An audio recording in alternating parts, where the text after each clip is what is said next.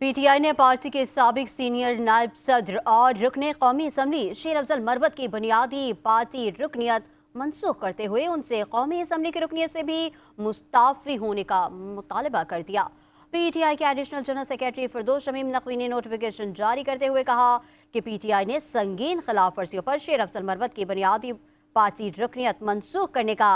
फैसला कर लिया है। नोटिफिकेशन में कहा गया है कि पॉलिसी की खिलाफ वर्जी करने पर शो कॉज नोटिस भी जारी हुआ था। अपने बयान जारी करदा हिदायत के मुताबिक ने शेर अफजल मरवत की ट्वीट्स और मीडिया के बयान की निगरानी के लिए एक कमेटी बनाई गई थी। फिरदौस शमीम नकवी की जानिब से जारी नोटिफिकेशन के मुताबिक कमेटी ने नतीजा अख्ज़ किया कि शेर अफजल मरवत पार्टी के क़वाइद व ज़वाबित का बिल्कुल पास नहीं रखते और ख़ुद को पार्टी से बाला समझते हैं, जिससे पार्टी की